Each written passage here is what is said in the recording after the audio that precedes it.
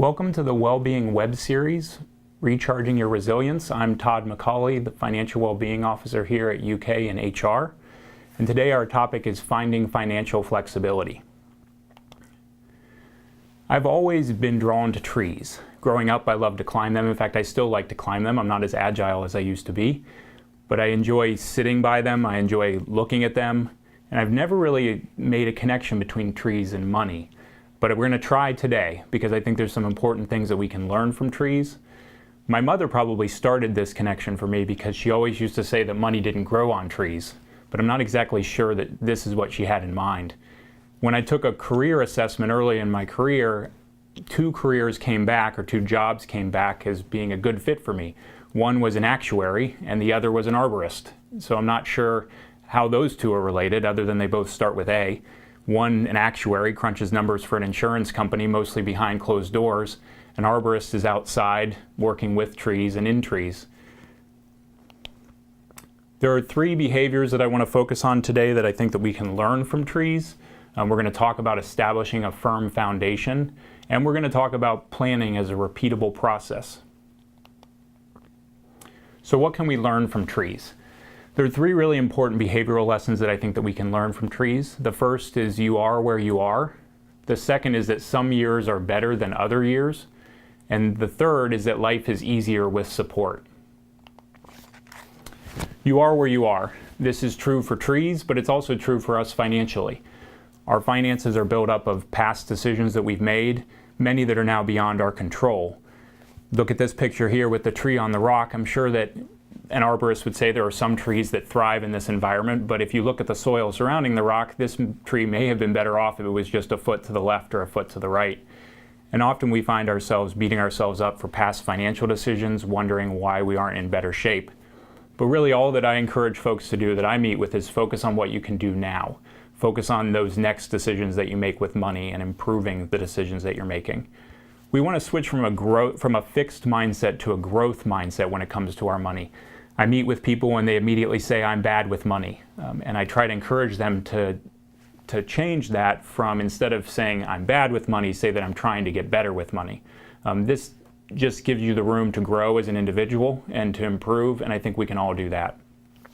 We want to avoid comparisons. Imagine if this tree could look around and would see all the other trees that are in better soil, maybe getting bigger than it is or doing better from a vitality standpoint. As human beings, we're social creatures. I think we're prone to compare ourselves to others pretty much constantly. And I think this is really harmful when it comes to money because you can't always see everything that's going on with someone's financial situation. So avoiding comparisons in general is a good idea. Another thing that happens when you're comparing yourselves to others is that you may miss opportunities that come up in your life financially. So in order to be able to make the best of your opportunities, it's easier if you focus on your situation instead of looking around at what's going on in other people's lives financially. When you look at the rings of a tree, you can see that some years are better than others. Some rings are very close together, and these may be years when the tree didn't grow that much, when there were times of drought or the minerals in the soil just weren't right for that particular tree. Other years, the rings are spread out, and that's a year when the tree grew a lot. And this is true with our finances as well. So one of the first things that I encourage people to do is track their income and their expenses.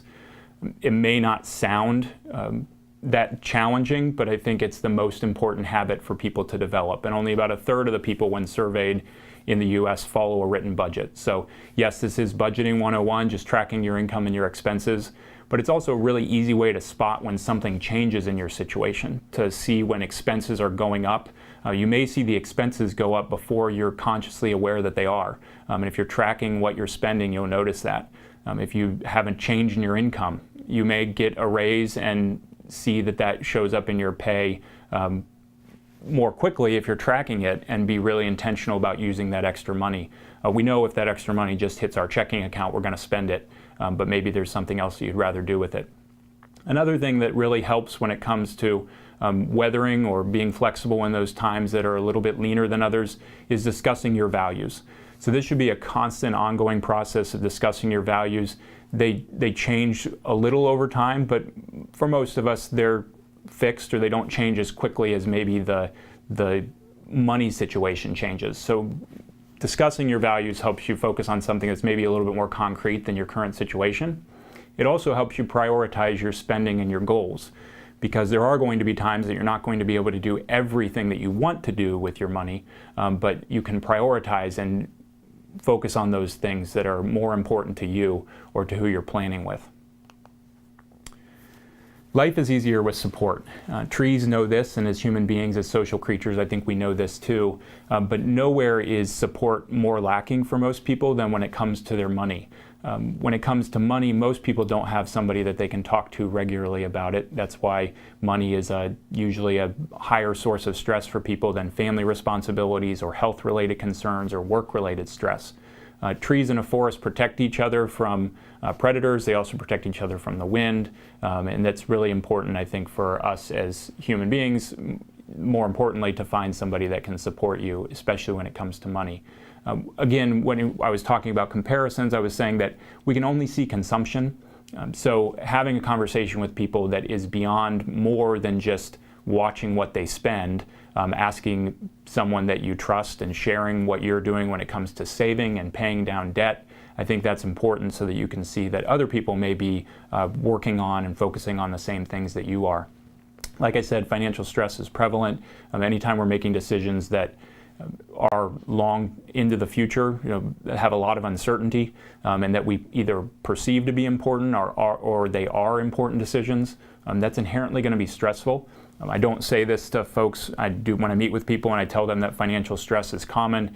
I don't say that to downplay what they're dealing with or to depress people, but just to let people know that if you're experiencing some financial stress, that may be normal. We just want to make sure that it's a manageable amount of financial stress. And like I said earlier, finding someone to talk to regularly about money is very important. If you're planning with somebody else, discussing the monthly budget, at least once a month, sitting down for a money meeting and going through the budget for the next month together, discussing how the past month went, that's a really important behavior. Money creates a lot of tension in relationships, and I think it's because people don't talk about it regularly enough. So they haven't had a healthy habit of discussing money. So if it's hard to talk to your significant other about money, start with somebody that's maybe a little bit further away from home, so to speak, somebody that may not take the decisions that you're making with money personally or may not get defensive. I know I've been married for 16 years, and for the first 13 years of my marriage, my wife and I had a tough time talking about the budget, had a tough time discussing it because I'm a saver and she's a spender, so we're definitely coming at it from different perspectives. But the more you talk about it, the easier it will get. As with a tree that needs to have robust roots in order to grow quickly or to grow strong, it's really important financially that you have a strong foundation. A lot of folks will skip over some of these steps and go straight to planning for more complex goals or more important future goals, and they may be just fine, but it's much more likely that you're able to reach your goals if you've got a strong foundation, if you've got strong roots in place before you start planning further into the future. So the most important thing to have is an emergency fund. This is really a way to protect yourself against some of those risks that we're just exposed to in daily life. I may go out to my car today after work and have a flat tire. If I don't have an emergency fund, I'm going to need to use debt to pay for that repair. If I have an emergency fund, I should be able to pay for that out of my emergency fund and then replenish my emergency fund and go on about my business. So it's really important to start with an emergency fund. A basic emergency fund is going to have $1,000 in it. This $1,000 will typically cover most deductibles for insurance policies, and we're going to talk a little bit more about insurance as part of this foundation as well. But making sure that you have at least $1,000 in savings before you start paying down debt is important as well. I meet with people that will aggressively pay down debt, and then as soon as they hit a bump in the road, they have to use the credit cards or use debt to get out of the situation they're in, and that can be really self-defeating. So a basic emergency fund is $1,000. A better emergency fund will be anywhere between 3 months of expenses to 6 months of expenses. The high-end number there, 6 months of expenses, is really a job loss protection fund. So if you are in a household with more than one income, or if you're in a relatively stable career, you may not feel like you need 6 months of income. Somewhere between that 3 months of expenses and 6 months of income range is what I call a gut check number. Everybody's a little bit different. Some people are more conservative. Some people are more comfortable with risk in their financial situations. So somewhere in that range, there's going to be a number that you and your household is comfortable with. So I think personalizing that is perfectly fine. The one other comment I will say about emergency funds is an emergency fund is not the savings account that you dip into occasionally at the end of the month because you don't have enough in your checking account to pay for everything. An emergency fund should really only be accessed for emergencies, and that can be a challenge when it's at the same bank with your primary spending account. So I often recommend to individuals that I meet with that they go to another local bank, a bank that they can very easily access, and open a savings account there that's only for emergencies. You can set up automatic transfers from your primary bank to that bank to fund this emergency fund, but then it's not on your statement with your primary spending account. It's not easy to just move money between the two at a whim on an app or on the website if things are short in your checking account. So often that helps people just keep things separate and make sure that they're maintaining that emergency fund.